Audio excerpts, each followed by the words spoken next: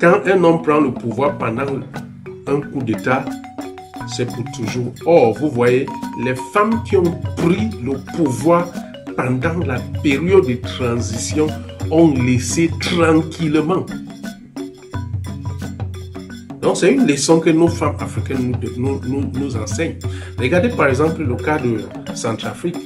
Vous voyez, dans quelques jours, peut-être, les États-Unis auront une première femme présidente en la personne de Kamala Harris. Le monde entier retient son souffle, car cette élection s'annonce particulièrement serrée face à son rival Donald Trump, selon les sondages. Les citations autour de cette élection et cette campagne aussi viennent en grande partie de la singularité de Kamala Harris.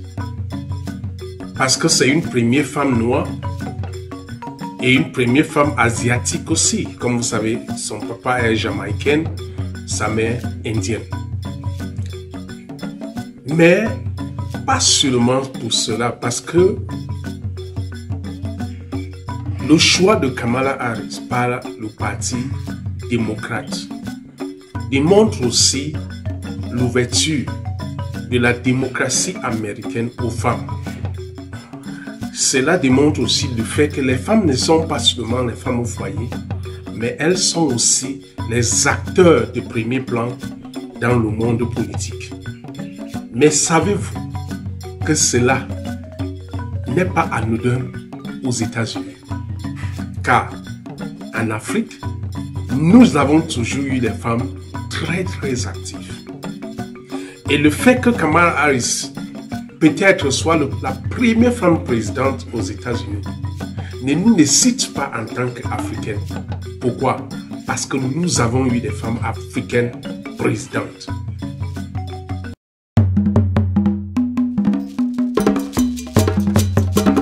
Depuis des années, les femmes ont toujours été actives dans le monde politique africain. Malgré les difficultés et les considérations du genre qui parfois ne les permet pas d'exceller dans le monde politique. Mais les femmes ont toujours été actives dans le monde en Afrique. Dans cette édition de l'Afrique Marche, nous allons passer en revue les femmes qui ont déjà été présidentes en Afrique, dans certains pays en Afrique. Et vous allez voir que les femmes dans le monde politique ne sont pas toujours derrière. Avant cela, permettez-moi de vous présenter Madame Idrissou Achabi Madina. Madame Madina est entrepreneur au Bénin. Elle est la responsable de la maison du thé. Elle produit les thés naturels, elle produit les tisanes hyper naturelles.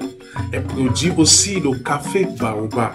Donc, si vous êtes amateur du thé ou amateur du café sans caféine, vous pouvez contacter à travers les numéros qui s'affichent là actuellement, car la maison du thé, c'est le thé africain et c'est du naturel. Je vous rappelle que l'Afrique a déjà eu 10 présidentes. 10 présidentes dans différents pays en Afrique. Mais ça n'a pas toujours été le cas. Depuis l'indépendance, vous savez, l'Afrique étant un continent patriarcal où les femmes n'avaient pas l'opportunité d'exceller. Vous savez, dans certaines traditions, même les femmes n'allaient pas à l'école. Parce qu'on considérait que le rôle de la femme, c'est de devenir femme au foyer, mère au foyer et produire les enfants. C'est à son homme d'aller travailler, alors c'est pour les hommes d'aller à l'école. Donc, depuis les années 60, nous n'avons pas vu activement les femmes dans le monde politique. La première femme présidente en Afrique était Madame Sylvie Kinigi. Elle était présidente par intérim au Burundi dans les années 93. Alors, elle est devenue présidente parce que le président même, qui s'appelait Melchior Ndadaye, avait été tué avec 6 autres membres de son gouvernement. Alors, elle a pris le règne du pouvoir et elle est devenue officiellement le président du Burundi. Donc, c'est elle la première femme présidente en Afrique. La deuxième femme présidente en Afrique, c'était Ivy Matsepe Kasaburi. Elle était aussi toujours, vous allez comprendre que les femmes ont toujours été en deuxième plan. Et dans la plupart de ces listes, vous allez constater qu'elles sont devenues présidentes juste parce que soit le président même n'étant pas là, ou a été tué, ou est mort. Donc, Madame Ivy Matsepe Kasaburi était le président par intérim de l'Afrique du Sud en 2005. Parce que il se passe qu'à l'époque, Thabo Mbeki, qui était président, avait voyagé avec son fils. Et alors, elle est devenue présidente par intérim. Et aussi, quand Thabo Mbeki a démissionné en septembre 2025, en septembre 25 2008, je vous en prie, elle a aussi assumé le rôle de président par intérim. Donc, c'était elle, la présidente par intérim. C'est la deuxième femme qui devient présidente en Afrique. Une autre femme qui devient présidente en Afrique, celle-ci, c'est au Libéria. Vous savez, c'est encore récent. Ellen Johnson Sirleaf. Elle était présidente du Libéria de janvier 2006 au janvier 2018. Vous savez, elle a été élue démocratiquement parce qu'elle était candidate et elle avait même tapé George Weah. Donc, elle était présidente du Libéria, Ellen Johnson Sirleaf. Une autre femme qui est devenue présidente en Afrique s'appelle Rose Francine Rogombe. Rose Francine Rogombe. Peut-être ça vous dit quelque chose? Oui, c'est au Gabon. Vous savez, quand le feu Omar Bongo a été tué, est morte par maladie, je vous en prie. Excusez-moi, c'est juste parce que dans certains cas en Afrique, les présidents sont souvent tués. Donc, je suis poussé à penser que c'est quand le président a été tué qu'elle a pris le nom. C'est parce que le président Bongo était mort. Et comme vous savez, au Gabon, à l'époque, je pense que c'était elle qui était le président de l'Assemblée. Donc, elle a pris les rênes du Gabon jusqu'à organiser les élections où Ali Bongo a gagné. Et c'était en 2009.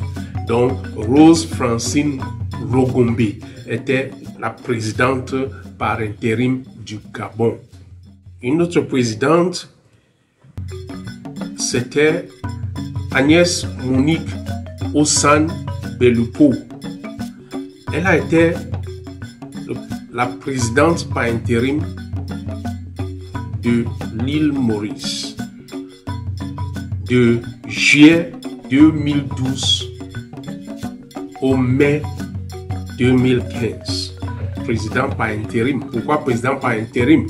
Parce qu'elle a pris le pouvoir avec la démission du président et jusqu'à l'organiser des élections où l'autre président, le président élu, est venu au pouvoir. Donc c'est pourquoi elle était présidente par intérim. Une autre présidente en Afrique, c'était Joyce Hilda Banda. Joyce Hilda Banda, la présidente du Malawi. Et vous savez, Joyce Hilda Banda est venue au pouvoir en avril 7 2012, après que le président Binguwa Mutharika est mort. C'est lui qui a pris, c'est elle qui a pris le pouvoir, et puis elle a organisé les élections. Donc, elle était la présidente intérim du Malawi. Elle s'appelait Joyce Hilda Banda. Une autre femme présidente en Afrique, c'était Catherine Samba Panza. Catherine Samba Panza. Elle était présidente par intérim de la République centrafricaine. Si vous suivez la République centrafricaine, vous savez quand je pense que Michel Djotodia a pris le pouvoir par les armes en chassant, je pense que Félix Batassé. La pression internationale a fait à ce que Michel Djotodia a démissionné. Donc c'est Catherine Samba Panza qui a pris le pouvoir. Avant cela, elle était maire du Bangui. Donc elle a pris le pouvoir, je pense que pour 2 ans, elle a organisé les élections avant que le président qui est là maintenant a gagné et elle a transmis le pouvoir à cette monsieur. Une autre femme présidente en Afrique, c'était Amina Gourib Fakim, présidente de l'île Maurice, de juin 2015, mars 2018. Elle aussi, elle a pris le pouvoir parce que le président Kailash avait démissionné et l'Assemblée a décidé de la confier les règnes de la nation. Donc elle a été présidente. Une autre présidente en Afrique, c'est Saleh Work Zewde. Excusez-moi la prononciation. Saleh Work Zewde, présidente de l'Éthiopie. Je pense qu'elle est toujours présidente. De octobre 2018 jusqu'à présent, elle est toujours présidente.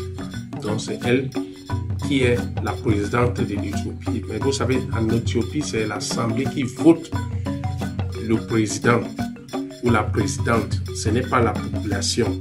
Donc c'est l'Assemblée qui l'a élu en octobre 25 2018. Le dernier sur ma liste, c'est Samia Suluhu Hassan, présidente de la Tanzanie. Elle est toujours présidente parce qu'elle a commencé de mars 2021 à présent.